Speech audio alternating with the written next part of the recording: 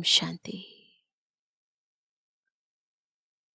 ईश्वरीय ज्ञान आत्मा को कनिष्ठ से उत्तम बनाता है, चढ़ती कला की ओर ले जाता है। ऐसी चढ़ती कला जिससे सबका भला हो जाता है। परंतु ज्ञान मार्ग में कभी चलती कला होती है, कभी चढ़ती कला होती है, कभी उड़ती कला होती है। तो स्पीड जो है ऊपर नीचे होती रहती है। वंडरफुल बात यह है कि ये स्पीड बाहर से दिखाई नहीं देती, पर अंदर से आत्मा समझती है कि मैं चल रही हूं, चढ़ रही हूं या उड़ रही हूं। जैसे बाबा कई बार कहते हैं कि चींटी मार्ग का पुरुषार्थ है या विहंग मार्ग का पुरुषार्थ है। कैसे पता चले कौन सा है वो मापदंड जिससे हम खुद को चेक कर सकें। आज की मुरली हमें इस प्रश्न का उत्तर देती है कि चढ़ती कला हमारी हो रही है, कैसे पता चले। तो सुनते हैं बाबा के मधुर महावाक्य। आज है 20 जून 2024। बाबा के मधुर महावाक्य हैं। मीठे बच्चे, अब चने मुट्ठी के पीछे अपना समय बर्बाद नहीं करो। चने मुट्ठी जो स्थूल धन कमाते हैं ना, उसको बाबा चने मुट्ठी कह रहे हैं। तो उसके लिए इतना टाइम वेस्ट नहीं करो। अब बाप के मददगार बन, बाप का नाम वाला करो। प्रश्न है, इस ज्ञान मार्ग में तुम्हारे कदम आगे बढ़ रहे हैं, उसकी निशानी क्या है? चेक करेंगे सारे अपने भीतर इन निशानियों को। उत्तर है, जिन बच्चों को शांति धाम और सुख धाम सदा याद रहता है, सदा, कभी कभी नहीं, सदा याद रहता है।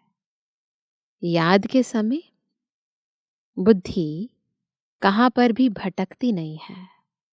नोट करें ना सभी क्या क्या निशानियां हैं। सदा शांति धाम सुख धाम याद रहता है। दूसरा, याद के समय बुद्धि कहीं भटकती नहीं है। बुद्धि में व्यर्थ के ख्यालात नहीं आते। बुद्धि एकाग्र है, झुटका नहीं खाते, खुशी का पारा चढ़ा हुआ है। तो इससे सिद्ध है कि कदम आगे बढ़ रहे हैं। तो चेक करते जाएं कितना, उतना ही बढ़ रहे हैं या स्लो हैं अभी बहुत ज्यादा। ओम शांति। बच्चे इतना समय यहाँ बैठे हैं, दिल में भी आता है कि जैसे कि हम जैसे शिवालय में बैठे हैं।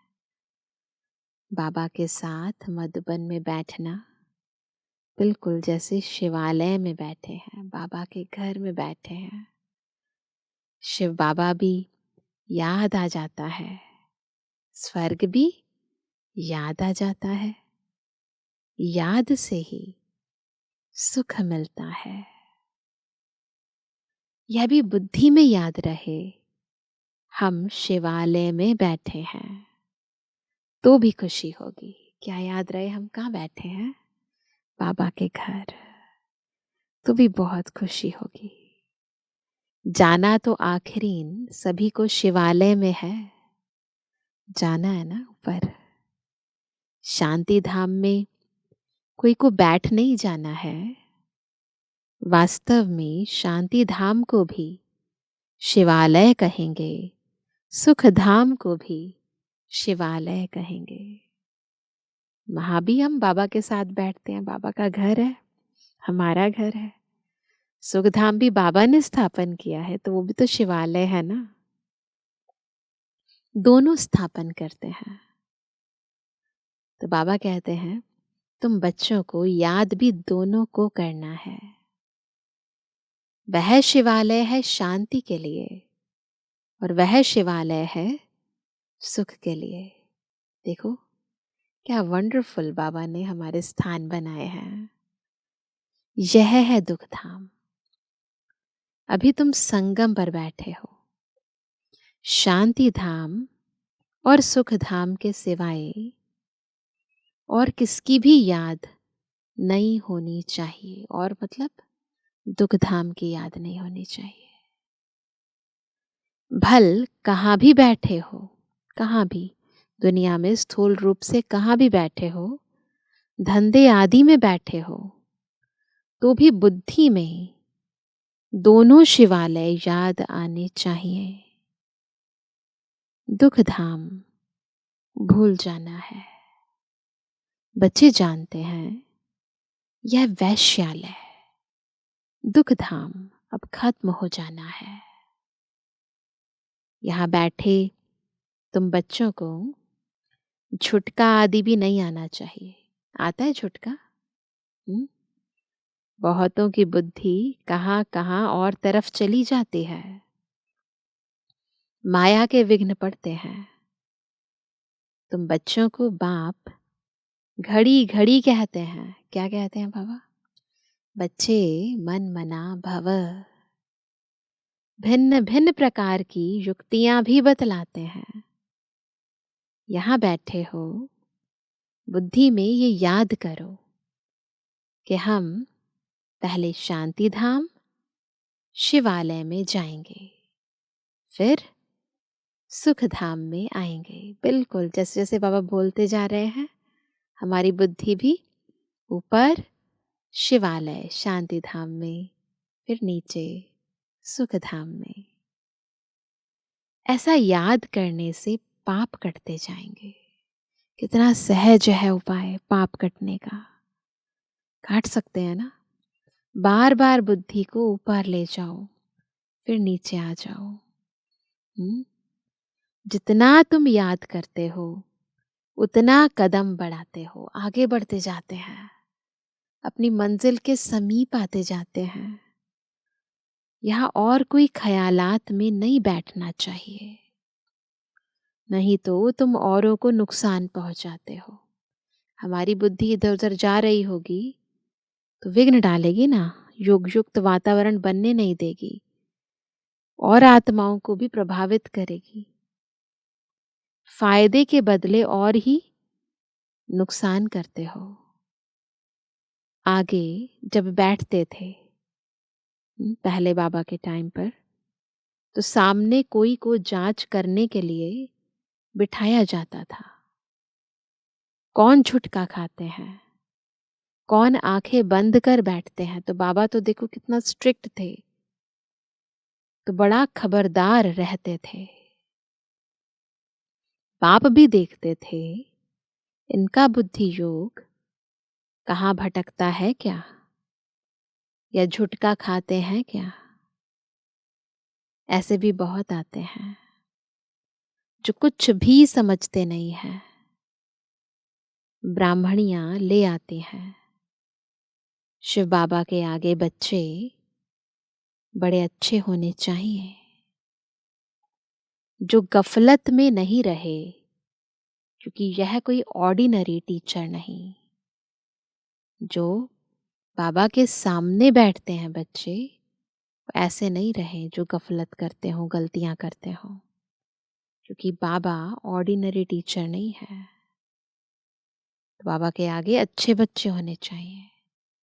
बाप बैठ सिखलाते हैं, यहाँ बहुत सावधान होकर बैठना चाहिए। सब सावधान होकर बैठे हैं, बिल्कुल अलर्ट। जरा भी बुद्धि शांति धाम सुख धाम इन दोनों के बाहर न जाए। जो बाबा कह रहा है यथार्थ बुद्धि धारण करती जाए। बाबा 15 मिनट शांति में बिठाते हैं, तुम तो घंटा 2 घंटा बैठते हो। सब तो महारथी नहीं है, कोई कच्चे हैं, उनको सावधान करना है। सावधान करने से सुजाग हो जाएंगे। जो याद में नहीं रहते, व्यर्थ ख्यालात चलाते रहते हैं, वह जैसे विघ्न डालते हैं। चेक करें हमारे भीतर क्या चल रहा है, बुद्धि कहाँ जा रही है। अगर भटक रही है तो विघ्न डाल रहे हैं, क्योंकि बुद्धि कहाँ ना कहाँ भटकती है। महारथी, घोड़े सवार, प्यादे सब बैठे हैं। बाबा आज विचार सागर मंथन करके आए थे। म्यूजियम में अथवा प्रदर्शनी में तुम बच्चे जो शिवालय, वैश्यालय और पुरुषोत्तम संगम युग तीनों ही बताते हो, यह बहुत अच्छा है समझाने के लिए। यह चित्र बहुत बड़े बड़े बनाने चाहिए।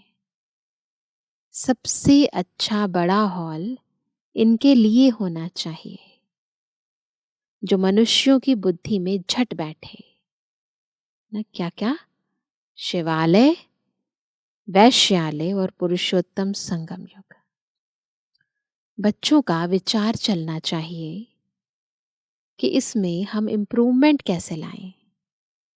पुरुषोत्तम संगम युग बहुत अच्छा बनाना चाहिए, उससे मनुष्यों को बहुत अच्छी समझानी मिल सकती है।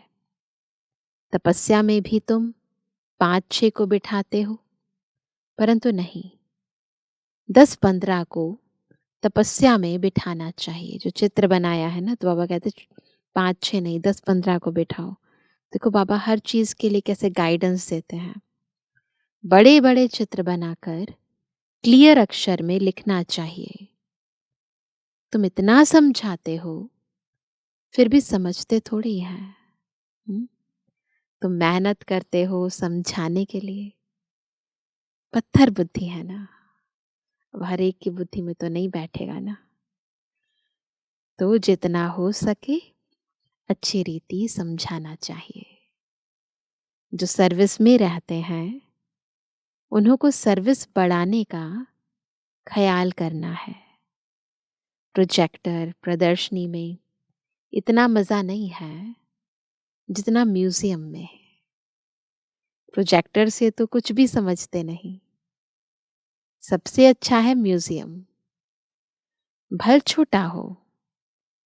एक कमरे में तो यह शिवालय, वैश्यालय और पुरुषोत्तम संगम युग का सीन हो।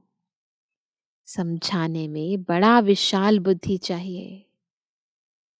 बेहद का बाप, बेहद का टीचर आए हैं। देखो कितना अच्छा टीचर है हमारा। एक एक बात को कैसे सबको समझाना है, कौन सी चीज़ ज़्यादा अच्छी है, सब बातें गहराई से बताते हैं। तो बेहद का बाप, बेहद का टीचर आए हैं, तो बैठ थोड़ी जाएंगे कि बच्चे एमए बीए पास कर ले। बाप बैठा थोड़ी रहेगा, थोड़े टाइम में चला जाएगा। बाकी थोड़ा समय है तो भी जागते नहीं। संगम युग का बिल्कुल थोड़ा सा टाइम रह गया है, फिर भी बहुत सारे बच्चे लगे ही रहते हैं अपने दुनियावी धंधे में। कितना महत्व है इस समय का समझते नहीं है।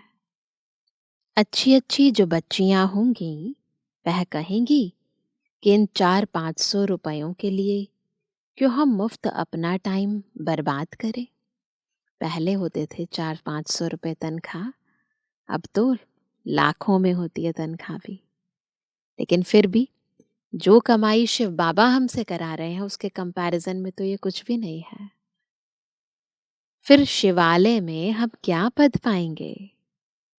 बाबा देखते हैं कुमारियां तो फ्री हैं, भल कितना भी बड़ा पगार हो, तो भी यह तो जैसे मुट्ठी में चने हैं, है ना। जो बाबा कमाई करा रहे हैं ना, पद्मा पदम पति बना रहे हैं, उसके कंपैरिजन में ये जैसे मुट्ठी भर चने हैं।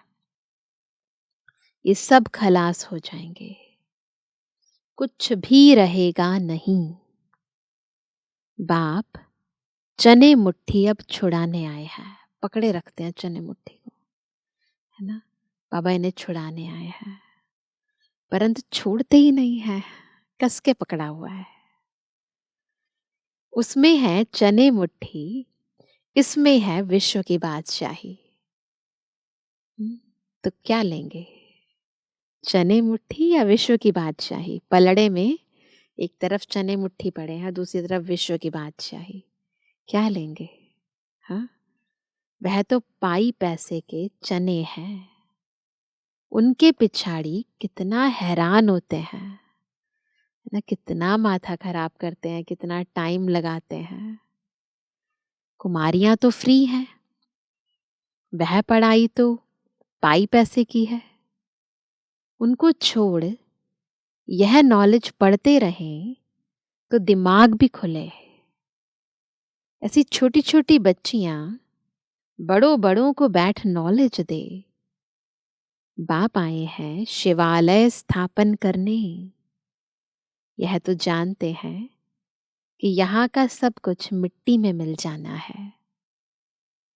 यह चने भी नसीब में नहीं आएंगे। किसकी मुट्ठी में 5 चने अर्थात 5 लाख होंगे, वह भी खत्म हो जाएंगे। जितना भी है, जो कुछ भी है इस दुनिया का, वो सब खत्म हो जाएगा। अभी टाइम बहुत थोड़ा है। दिन प्रतिदिन हालत खराब होती जाती है। अचानक आफतें आ जाती हैं। मौत भी अचानक होते रहते हैं। मुट्ठी में चने होते ही प्राण निकल जाते हैं। पैसा आया और प्राण निकल गए, फिर क्या करेंगे उसका? तो मनुष्यों को इस बंदरपने से छुड़ाना है ना। ये जो बंदरपना है ना, मुट्ठी पकड़ के बैठे हैं चने मुट्ठी के अंदर, ये बंदरपना है। काम क्रोध लोभ मोह अहंकार है, जिसके कारण इस दुनिया में आकर्षित हो जाते हैं। वो चीजें ज्यादा प्रभावित करने लग जाती हैं। सिर्फ म्यूजियम देख खुश नहीं होना है, कमाल कर दिखाना है। मनुष्यों को सुधारना है। बाप तुम बच्चों को विश्व की बादशाही दे रहे हैं। बाकी तो भूगरा यानी चना भी किसको नसीब में नहीं आएगा, सब खत्म हो जाएंगे। इससे तो क्यों ना बाप से बादशाही ले लो।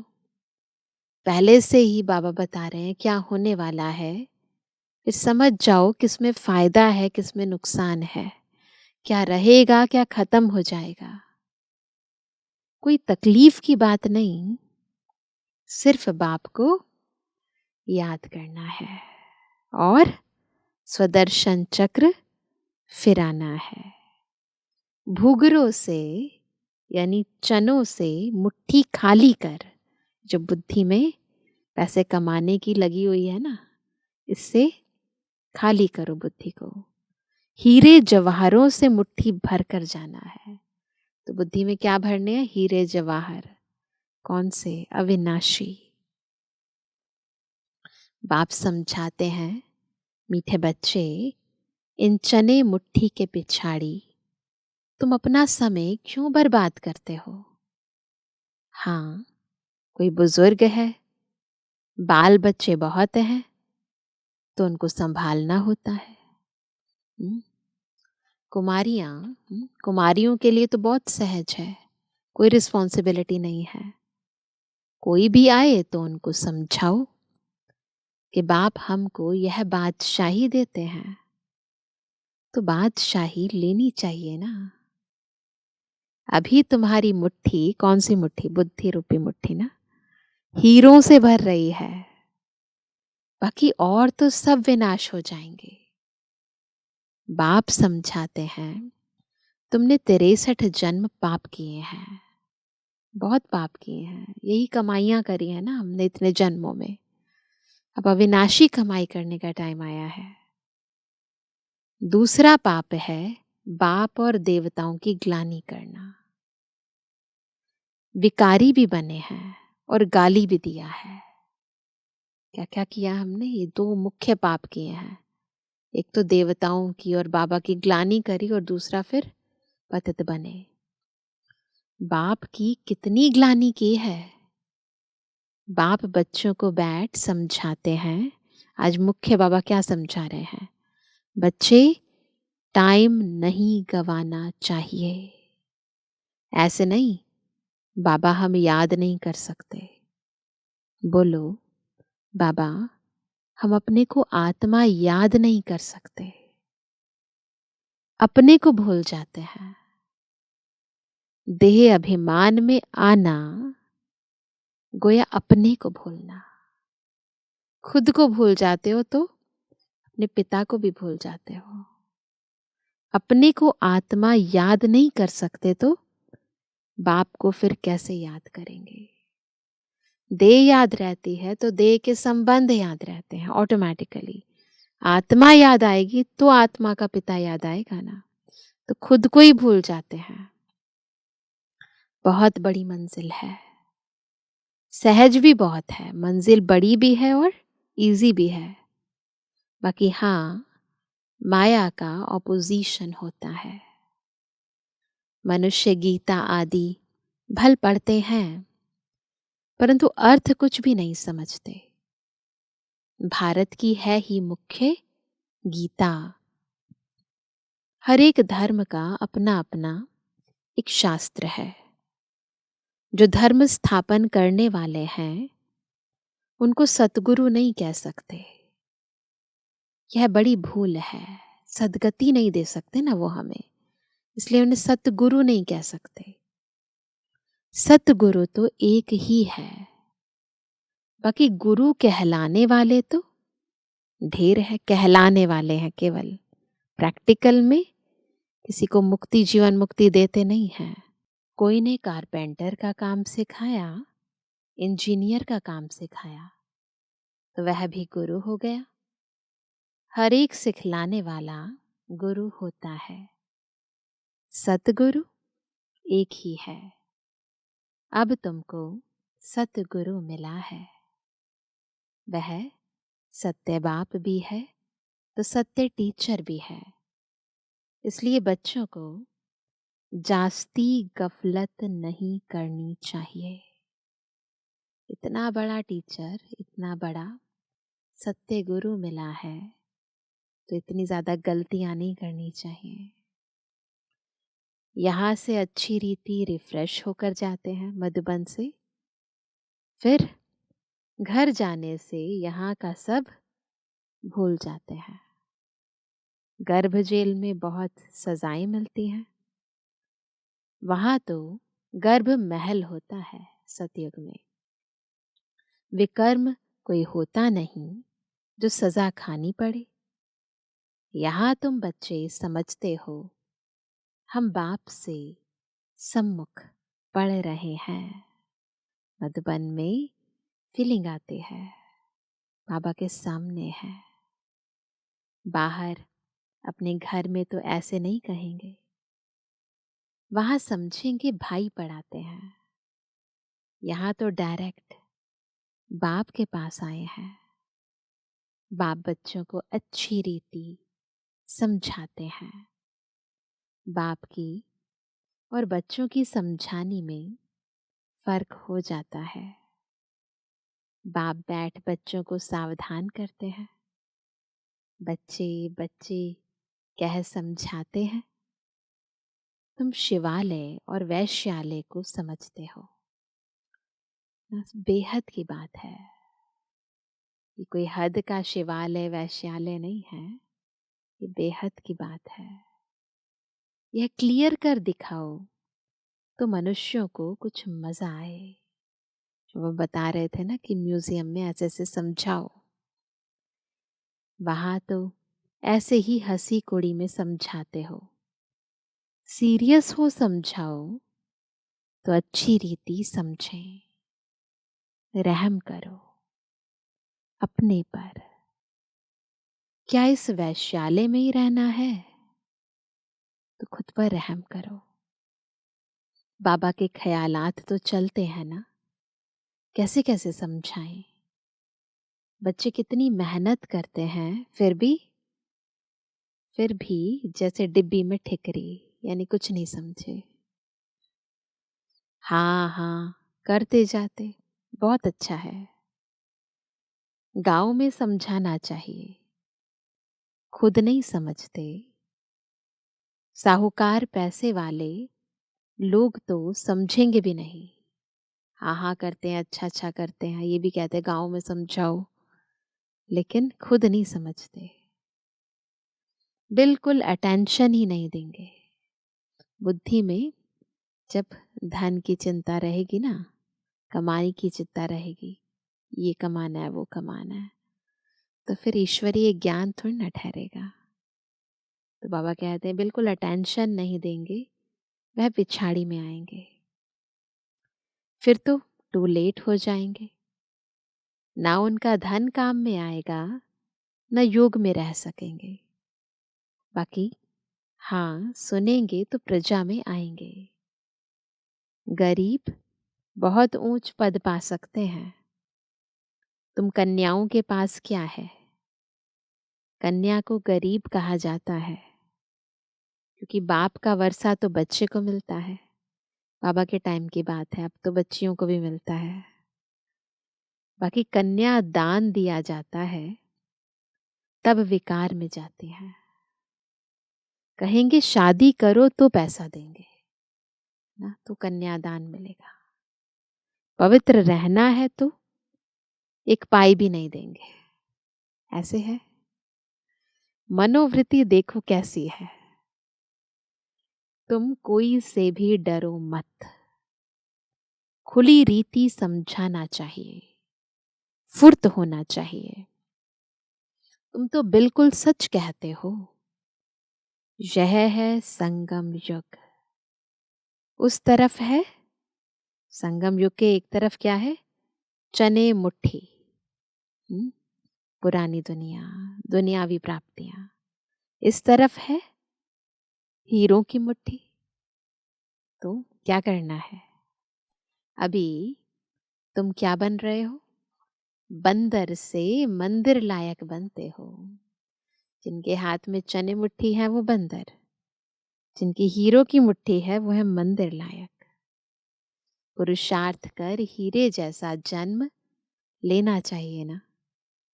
शक्ल भी बहादुर शेरनी जैसी होनी चाहिए। कैसी शक्ल होनी चाहिए? बहादुर शेरनी जैसी। कोई कोई की शक्ल जैसे ऋण बकरी मिसल है, बिल्कुल डरी सहमी घबराई। ऐसे नहीं होना चाहिए। थोड़ा आवाज से डर जाएंगे, थोड़ा ऊंची आवाज करी किसी ने, डर जाएंगे। तो बाप सभी बच्चों को खबरदार करते हैं, कन्याओं को तो फंसना नहीं चाहिए। और ही बंधन में फंसेंगे तो फिर विकार के लिए डंडे खाएंगे। ज्ञान अच्छी रीति धारण करेंगी तो विश्व की महारानी बनेंगी। तो क्या करना है? डंडे खाने हैं या महारानी बनना है? बाप कहते हैं मैं तुमको विश्व की बादशाही देने आया हूं, परंतु किसी किसी के नसीब में नहीं है। बाप है ही गरीब निवास। गरीब हैं कन्याएं, माँ बाप शादी नहीं करा सकते हैं तो दे देते हैं, तो उनको नशा चढ़ना चाहिए। हम अच्छी रीति पढ़कर पद तो अच्छा पाएं। अच्छे स्टूडेंट जो होते हैं वह पढ़ाई पर ध्यान देते हैं। हम पास विद ऑनर हो जाएं, उनको ही फिर स्कॉलरशिप मिलती है। जितना पुरुषार्थ करेंगे, जितना पुरुषार्थ करेंगे उतना ऊंच पद पाएंगे। वह भी 21 जन्म लिए। यहां है अल्पकाल का सुख। आज कुछ मर्तबा, कल मौत आ गया, खलास। योगी और भोगी में फर्क है ना। तो बाप कहते हैं गरीबों पर ज्यादा अटेंशन दो। साहूकार मुश्किल उठाएंगे। सिर्फ कहते बहुत अच्छा है, यह संस्था बहुत अच्छी है, बहुतों का कल्याण करेगी, अपना कुछ भी कल्याण नहीं करते। बहुत अच्छा कहा, बाहर गए खलास। माया डंडा उठाकर बैठी है, जो हौसला ही गुम कर देती है। एक ही थप्पड़ लगाने से अक्ल चट कर देती है, इतनी ताकतवर है माया। बाप समझाते हैं, भारत का हाल देखो क्या हो गया है।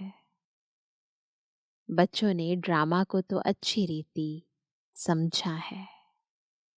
अच्छा, मीठे मीठे सर्व से एबल आज्ञाकारी बच्चों पर माता पिता बाप दादा का याद था। Good morning. रूहानी बच्चों की, रूहानी बाप दादा को गुड मॉर्निंग, नमस्ते नमस्ते नमस्ते। धारणा के लिए मुख्य सार है, पहला, चने मुट्ठी छोड़ बाप से विश्व की बादशाही लेने का पूरा पुरुषार्थ करना है।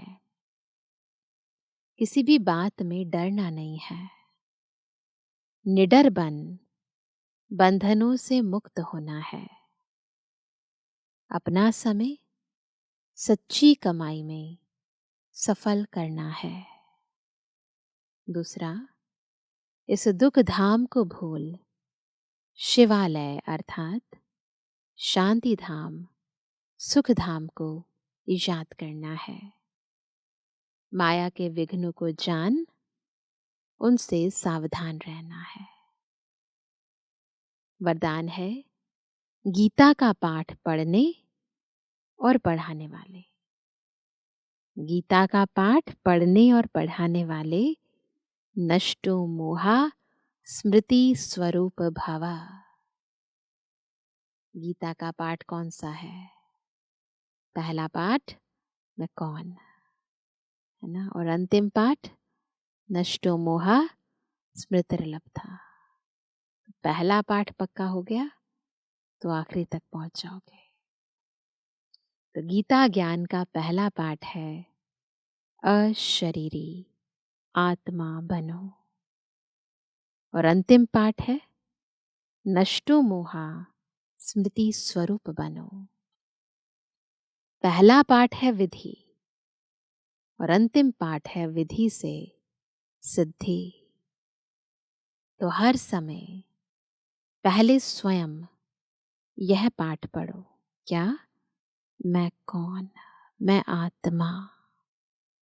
फिर औरों को पढ़ाओ, ऐसा श्रेष्ठ कर्म करके दिखाओ। तो आपके श्रेष्ठ कर्मों को देख अनेक आत्माएं श्रेष्ठ कर्म करके अपने भाग्य की रेखा श्रेष्ठ बना सके। तो केवल सुनना सुनाना नहीं है, करके दिखाना है। स्लोगन है, परमात्म स्नेह में समाये रहो तो मेहनत से मुक्त हो जाएंगे। मेहनत से कैसे मुक्त होंगे? जब परमात्म स्नेह में समाये रहेंगे, मोहब्बत में रहेंगे। तो आज विशेष क्या पुरुषार्थ करेंगे? दुख धाम को भूलने का और बार बार शिवालय को याद करने का। शांति धाम और सुख धाम। अभी अभी बुद्धि ऊपर, फिर नीचे स्वर्ग में आ गए। दुख धाम की सारी बातें, देह, ये दुनिया सब भूल जाए, बुद्धि में रहे मेरा घर और स्वर्ग। दोनों को बार बार याद करते रहेंगे। धंधा धोरी करते भी, घर का काम करते भी, बुद्धि में रहे मुझे कहाँ जाना है। अच्छा, ओम शांति। जो प्यार मिला मुझे तुमसे,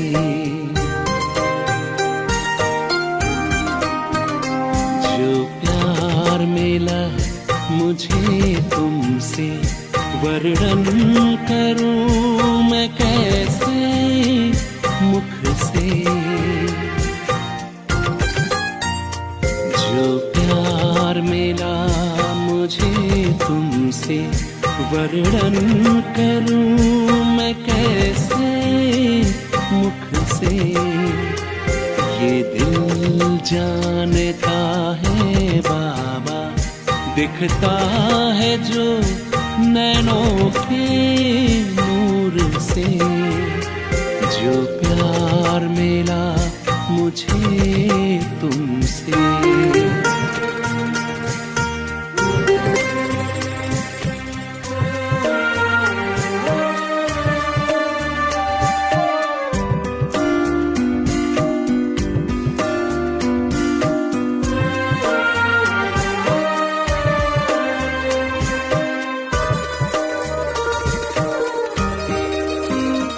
मुझको इतना सम्मान दिया, मेरे लाडले कह दुलार दिया।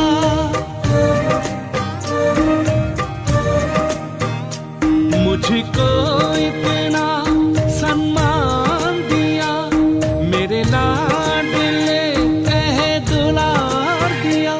मेरे इन भूलों को माफ किया और दिव्य गुणों से श्रृंगार किया। सांसों में समाए हो बाबा, भूल सकते नहीं तुम्हें भूल से। जो प्यार मिला मुझे तुमसे।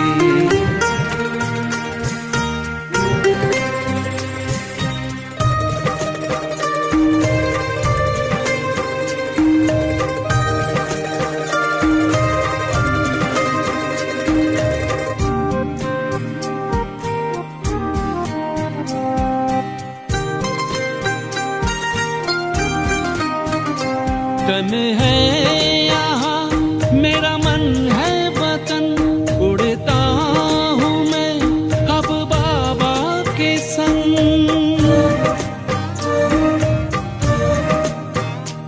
तन है यहाँ मेरा मन है वतन, उड़ता हूँ मैं अब बाबा के संग। प्रभु प्रेम की इन किरणों से गद हो रहा है अंग अंग। अब पैर जमीन पे नहीं रहते, जब छूटा माया के चंगुल से। जो प्यार मिला मुझे तुमसे वर्णन करूं मैं कैसे मुख से। ये दिल जानता है बाबा, दिखता है जो नैनों के नूर से। जो प्यार मिला मुझे तुमसे।